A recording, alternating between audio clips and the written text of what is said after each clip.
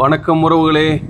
இன்றைக்கி எங்கே இருக்கோம்னா நம்ம வைகை டேமில் நீர்பிடிப்பு பகுதியான மதுரை டு தேனி ரோட்டில் இருக்கோம். குன்னூர்னு ஊருக்கிட்ட இருக்கோம். குன்னூருக்கும் அரப்படி தேவன்பட்டிக்கும் நடுவில் பாருங்க, முழு கொள்ளளவை வைகை டேம் எட்டிருச்சு. இன்றைக்கி டேட்டு பார்த்தீங்கன்னா 20/8/2025 ஃபுல்லாகிருச்சு. கிட்டத்தட்ட 69 அடிக்கு மேலே வந்துருச்சு. 3ஆம் வெள்ள அபாய எச்சரிக்கையும் விட போட்டாங்க. வந்துருச்சுன்னா ஃபுல்லாகிருச்சுன்னா அப்படியே வர்ற தண்ணி வைகை ஆற்றுல வெளியேற்றுவாங்க. இப்படியே இந்த 58 கால்வாய்க்கும் கொஞ்சம் தண்ணி விட்டாங்கன்னா நல்லாயிருக்கும். ஏன்னா பாவம் அந்த உசிலம்பட்டி மக்கள் பார்த்திங்கன்னா ரொம்ப நீண்ட நாளாக கோரிக்கை.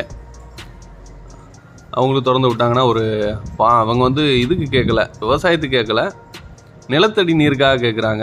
இந்த அரசாங்கம் பார்த்து ஏதாவது கரணம் கொடுத்தாங்கன்னா அந்த ஏரியா மக்களும் கொஞ்சம் நல்லாயிருக்கும்.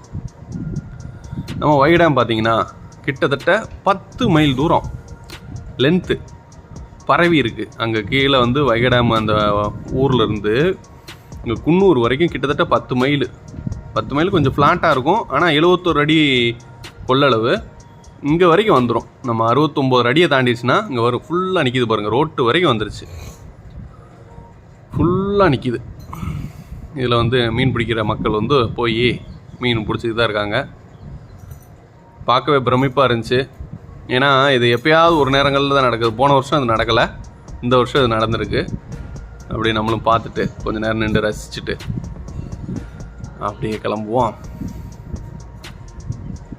உண்மையில் 5 மாவட்ட மக்கள் இந்த வைகையோட நீர் ஆதாரத்தினால தான் பலன் அடைகிறாங்க. உண்மையிலே ஒரு சூப்பரான ஒரு டேமுக்கு போவோம். திரும்ப ஒரு வீடியோ போடுவோம். நன்றி உறவுகளே.